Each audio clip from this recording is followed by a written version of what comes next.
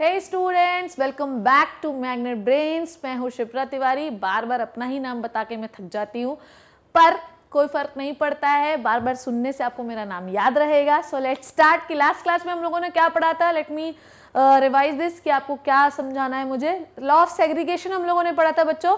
Law of segregation में हम लोगों ने ये पढ़ा कि जब भी हम लोगों को नया गैमीट बनाना है, गैमीट जिसमें कितने जीन होंगे, 2 जीन होंगे, इसको हम एलिलिक पेयर भी कह सकते हैं। तो जब भी हम लोगों को नया गैमीट बनाना है तो हमें पुराने वाले को सेपरेट करना पड़ेगा, पर सेपरेट करने के बाद उनके सेपरेट किए हुए जीन में कोई फर्क नहीं पड़ेगा, वो वैसे ही अपने आप को इंडिविजुअली एक्सप्रेस कर सकते हैं। मतलब कैपिटल टी अगर टॉल को डिनोट करता है तो वो जीवन भर टॉल को डिनोट करेगा, चाहे वो किसी के साथ रहे या किसी के साथ ना रहे। इसीलिए लॉ ऑफ सेग्रीगेशन को हम लोग law of purity of gametes भी कहते हैं। इतनी बातें सबको क्लियर हो गई, इसीलिए मैंने 2 ही लॉ लास्ट क्लास में बताए थे। अब आपको जो पढ़ना है वो मैं आपको बताने वाली हूं। This is the law of independent assortment. ठीक है, लॉ ऑफ इंडिपेंडेंट असॉर्टमेंट में आपको फिर से एक बार अपन डायहाइब्रिड क्रॉस में लेकर चल रही हूं। ध्यान से देखिए। तो क्या हुआ, हमने एक कैरेक्टर लिया, मतलब डायहाइब्रिड क्रॉस बता रही हूं इसको लॉ ऑफ इंडिपेंडेंट असॉर्टमेंट से, जो कि मेंडल का 3rd लॉ है। कैसे लिंक करेंगे वो मैं आपको बता रही हूं। लॉ ऑफ इंडिपेंडेंट असॉर्टमेंट देखने की जरूरत नहीं है, सिर्फ आप सुनिए मैं क्या बोल रही हूं। Law of independent assortment Mendel का ये कहता है कि अगर आप 2 कैरेक्टर्स को, जिसमें एक डोमिनेंट होगा दूसरा रेसेसिव होगा, आपस में फ्यूज कराते हैं तो एक कैरेक्टर दूसरे कैरेक्टर के काम में इंटरफेयर नहीं करेगा। ये लोग अपने आप को इंडिपेंडेंटली एक्सप्रेस करते जाएंगे। अब तुम अपनी बॉडी सोचो, तुम्हारे पास कितने कैरेक्टर हैं पता ही नहीं है। अरे कुछ दिखते तो होंगे, बिल्कुल दिखते हैं मैडम। तो जितने तुम्हें दिखते हैं यही मान लो कैरेक्टर हैं तुम्हारे फिलहाल के लिए। दिखते कितने हैं, कम से कम 10-20 तो दिखते होंगे। अब तुम समझो कि 10-20 कैरेक्टर तुम्हारे जन्म के साथ एक साथ एक्सप्रेस होते हैं। मतलब तुम्हारा बोलना, तुम्हारे बाल, तुम्हारे आंख, तुम्हारे स्किन का कलर, तुम्हारी हाइट, तुम्हारे जो है नोज का शेप, एवरीथिंग। अब तुम सोचो इतने सारे कैरेक्टर तुम्हारे जन्म होने के साथ एक साथ दिखाई दे रहे हैं, एक साथ एक्सप्रेस कर रहे हैं। क्या कोई किसी के काम में इंटरफेयर कर रहा है? नहीं। क्या तुम्हारी नाक आंख की जगह पे आ रही है या आंख नाक की जगह पे आ रही है? कभी ऐसा हो सकता है क्या? कभी देखा है ऐसा? अगर देखा है तो जो है बढ़िया इंसान जो है गड़बड़ है। ठीक, तो ऐसा कभी नहीं हो सकता। कोई भी एक कैरेक्टर दूसरे कैरेक्टर के काम में इंटरफेयर नहीं कर सकता। वो एक दूसरे से इंडिपेंडेंटली एक्सप्रेस होते हैं, असॉर्ट होते हैं।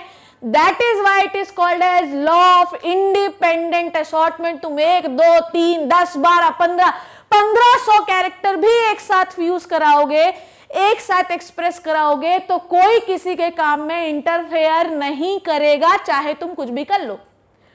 ये सारे कैरेक्टर ह्यूमन बींग्स में भी मेंडल ने देखा होगा कि हम देख रहे हैं कि भाई जन्म होने के साथ जो है हाथ भी बढ़ रहा है और बच्चे में बाल बढ़ रहे हैं और सब एक साथ काम कर रहा है।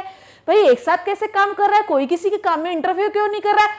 तब मेंडल के अंदर जो है दिमाग में और सुई जो है उनकी घूमी और उन्होंने एक नया रूल निकाला जिसे हम मेंडल का इंडिपेंडेंट असॉर्टमेंट रूल कहते हैं। ठीक है, इस रूल को हम लोग डायहाइब्रिड क्रॉस से समझ सकते हैं और लॉ ऑफ सेग्रीगेशन में यहाँ पे समझ सकते हैं। ठीक है, ध्यान से देखिए। तो यही है डायहाइब्रिड क्रॉस जो आपको पहले बताया था, वो इसका एकदम और शॉर्टेड फॉर्म है। सब लोग इसी को एग्जाम में बनाएंगे। डायहाइब्रिड क्रॉस आए तो भी यही बनाएंगे, लॉ ऑफ सेग्रीगेशन आए तो भी यही बना सकते हैं, लॉ ऑफ इंडिपेंडेंट असॉर्टमेंट आए तो भी यही बना सकते हैं और डोमिनेंस में भी बना सकते हैं। कोई टेंशन नहीं। ठीक है, चलिए। इस यहां पर मैं फिर से एक बार एक्सप्लेन करती हूं कि हमने 2 कैरेक्टर लिए हैं, एक लिया है शेप और एक लिया है कलर। हमने यहाँ पे राउंड येलो लिया है, round is the shape, yellow is the colour.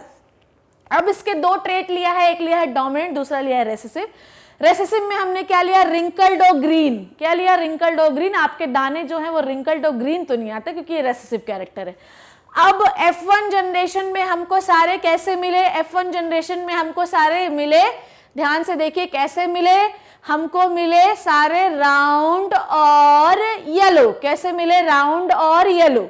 ठीक है, राउंड और येलो मिले, मतलब कैसे मिले, capital R small r, capital Y small i, small y। कैसे आया, इसको देखिए, इस क्रॉस को देखिए, जब आपको नया गैमीट बनाना है बेटा तो पुराने वाले को अलग करना पड़ेगा, ठीक है, कोई दिक्कत। ये देखो अलग करके उसने दिखा ही दिया। ऊपर इसने रिंकल्ड के कैरेक्टर लिए, capital R, capital Y, sorry small R, ठीक है, माय मिस्टेक, स्मॉल आर और स्मॉल वाई ये लिया, ठीक है। अब हुआ क्या, इसको इसने सेपरेट किया बेटा तो क्या बनेगा, स्मॉल आर, ठीक है, या स्मॉल वाई और स्मॉल वाई, ठीक है। देख लो कि इसने रिंकल्ड के जीन को भी सेपरेट किया, रिंकल्ड और ग्रीन को भी सेपरेट किया, और इधर इनने राउंड और येलो को भी सेपरेट किया। तो अब तुमने देखा कि F1 जनरेशन में 100% पौधे कैसे बने बेटा, राउंड और येलो। कोई दिक्कत परेशानी? लॉ ऑफ सेग्रीगेशन आपको समझ में आया ना, कि जब भी आपको ये बनाना है तो आपको पहले सेपरेट करना पड़ेगा, तभी नया बना पाएंगे। तो सेपरेट करना मतलब कौन सा रूल, लॉ ऑफ सेग्रीगेशन। इससे किसी को कोई फर्क नहीं पड़ने वाला है। तो आपने ये बनाया, मतलब बनाया capital R, capital Y, small Y, ठीक है। तो इसमें सारे राउंड और येलो बने, क्योंकि डोमिनेंट जीन है, रेसेसिव एक्सप्रेस नहीं करेगा। कोई फर्क पड़ा क्या किसी को? नहीं पड़ा। राउंड के लिए कैपिटल आर ही है, रिंकल्ड के लिए स्मॉल आर है, येलो के लिए कैपिटल वाई है और ग्रीन के लिए स्मॉल वाई है। पर क्योंकि डोमिनेंट है इसलिए राउंड और येलो एक्सप्रेस हो रहा है। इसका शॉर्ट फॉर्म यहाँ देखो सेग्रीगेट किया है हमने। रिंकल्ड को इसने दोनों जीन अलग अलग कर लिए, और रिंकल्ड और ग्रीन के अलग अलग कर लिए, और राउंड और येलो के अलग कर लिए। इसको इन दोनों से फ्यूज कराया, फिर इसको इन दोनों से फ्यूज कराया, रिजल्ट हमको मिला 100% पौधे capital R small Y, capital R small R, capital Y small Y, मतलब राउंड और येलो मिलेंगे। इतनी बात समझ में आई? चलो नेक्स्ट इज, अब फिर से जो ये मिला, क्या मिला, capital R, capital Y small Y, इसको सेल्फ फर्टिलाइजेशन करना है। सेल्फ फर्टिलाइजेशन करने के लिए आपको 13, 23, 14, 24 रूल बताए थे हम। 13, 23, 14, 24, 13, 23, 14, 24 जो रूल है वो क्या कहता है?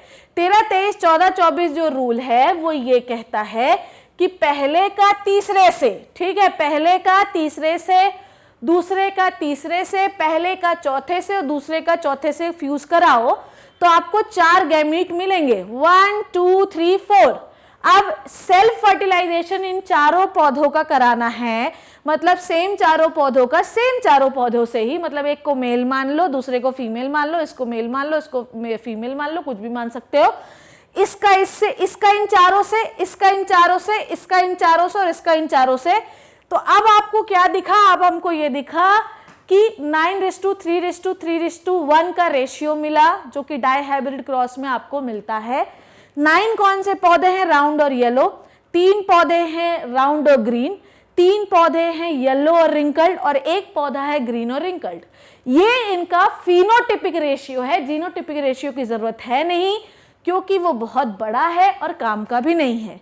जिसको ये लगता है कि ये क्रॉस उनको अभी भी समझ में नहीं आया है, तो फिर से उनको चीजें समझा देती हूँ। मैं बार बार इसको इसलिए समझा रही हूँ क्योंकि लोगों को इसी में सबसे ज्यादा कंफ्यूजन होता है, ठीक है। तो हमारे पास F1 जनरेशन में हमको मिला capital R, capital Y, small Y, ठीक है, ये मिला। इस पर रूल लगाना है 13, 23, 14, 24, ठीक है। पहले का तीसरे से क्या बना? कैपिटल आर, कैपिटल वाई, दूसरे का तीसरे से small R, capital Y, 14 capital R, small Y, और 24 दूसरे का चौथे से स्मॉल आर, स्मॉल वाई, ठीक है। अब सेल्फ फर्टिलाइजेशन कराओ। इसको क्या मान लो? फीमेल मान लो, और नीचे वाले को मेल मान लो। सेम चीज आप लिखेंगे नीचे भी, ठीक है, ओके, नीचे लिख दिया आपने। अब इसको क्रॉस कराएंगे, ठीक है, तो आपको क्या मिलेगा? आपको एक फिनोटिपिक रेशियो मिलेगा 9:3:1, जो कि ये बना हुआ है, ठीक है। तो ये कैसे आया, सबको समझ में आया, ठीक है। तो ये आपको समझ में आया कि ये चारों कैसे आए, 13, 23, 14, 24 रूल से, ठीक है। किस पर लगाना है आपको? ये 13, 23, 14, 24 का रूल F1 जनरेशन पर लगाना है, ठीक है। F1 जनरेशन कहाँ से आई है? पेरेंट जो है वो कैसा है? राउंड और येलो, और दूसरा रेसेसिव ट्रेट क्या है? रिंकल्ड और ग्रीन। इन दोनों को फ्यूज कराते हैं तो F1 में मिलते हैं capital R, capital Y, small Y. F1 generation में ये मिला, मतलब सारे जो सीड है वो राउंड और येलो हैं।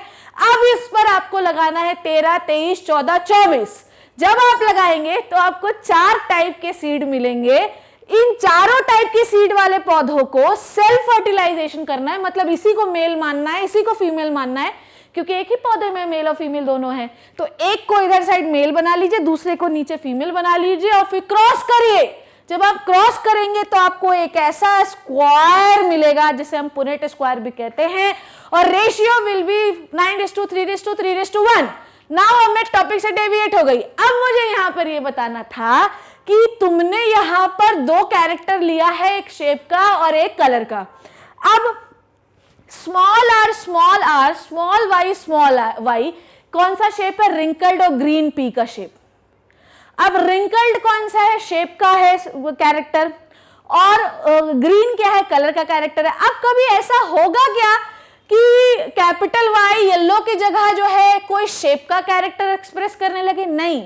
अगर कैपिटल Y येलो के लिए डिनोट किया गया है तो वो जीवन भर येलो ही बताएगा। वो बीच में तुम्हारा मन है तो उसको रिंकल्ड लिख दो, ऐसा कभी नहीं हो सकता। और तुमने लिखा है और तुम लिखोगे तो तुमको गलत हो जाएगा और तुम्हें अंडा मिलेगा, ठीक है? फिर मेरे पास मत आना कि आपने ऐसा समझाया था। तो अगर हम ये 2 कैरेक्टर लिए, यहीं पर अगर मैं 1500 भी ले लेती, जो कि मैं बोर्ड में नहीं बना पाऊंगी, तो अगर मैं 1500 कैरेक्टर भी ले लेती तो कोई किसी में इंटरफेयर नहीं करता, वो इंडिपेंडेंटली अपने आप को एक्सप्रेस करते। किसी को किसी से कोई मतलब नहीं है। तुम अपना काम करते रहो, तुम मेरे साथ काम करो, कोई दिक्कत नहीं, पर हम अपनी इंडिविजुअल आइडेंटिटी है भाई, हम अपना काम करेंगे, तुम अपना काम करो। तो देखो तुमने यहाँ पर 2 कैरेक्टर को आपस में फ्यूज कराया है, पर कोई किसी के काम में इंटरफेयर कर रहा है क्या? नहीं, ठीक है? तो इसका मतलब ये है कि आपके शरीर में, इवन प्लांट के बॉडी में बहुत सारे कैरेक्टर आपस में लगातार या एक साथ एक्सप्रेस होते रहते हैं, पर किसी को किसी से कोई मतलब नहीं, वो अपने आप को इंडिपेंडेंटली एक्सप्रेस करेंगे, असॉर्ट करेंगे। So this is the law of independent assortment. I hope you got this point. यहाँ पर हम लोगों ने सारे रूल समझ लिए, लॉ ऑफ डोमिनेंस भी समझ लिया, लॉ ऑफ सेग्रीगेशन भी समझ लिया, और लॉ ऑफ इंडिपेंडेंट असॉर्टमेंट भी समझ लिया। मतलब एक में पूरी कहानी कह गया ये, ठीक है? सो आई होप ये समझ में आ गया होगा। So this is all about the Mendel's law. हमने मेंडल का एक्सपेरिमेंट सीख लिया, हमने मेंडल का लॉ सीख लिया, हमने मेंडल की कहानी सीख ली। हम मेंडल सब कुछ पढ़ चुके हैं, कोई टेंशन लेने की जरूरत नहीं है। ये एक पूरा सीरीज ऑफ वीडियोस हैं, एक साथ देखोगे तभी समझ में आएगा। ऐसे उठ के जो है ब्रश किए नहीं और अचानक से कोई भी वीडियो उठा के देखने लगे, कोई मजे करने के लिए, इंटरेस्ट करने के लिए, तो समझ में नहीं आएगा बेटा। लगातार वीडियो देखना, इसके ये सीरीज है पूरी, ठीक है? तो जब तक आपको मेंडल इंट्रोडक्शन नहीं समझ में आएगा तो ये खाक तुम्हें इंडिपेंडेंट असॉर्टमेंट समझ में आएगा, कुछ नहीं समझ में आएगा। तो पूरी सीरीज है, अपने को लगातार देखना है और डाउट नहीं बन रहा है, ठीक? तो in the next class we will deal with the next thing, जो कि और बहुत इंटरेस्टिंग और हम उससे पढ़ भी चुके हैं, ठीक है? तो नेक्स्ट क्लास में मिलते हैं, तब तक के लिए थैंक यू सो मच।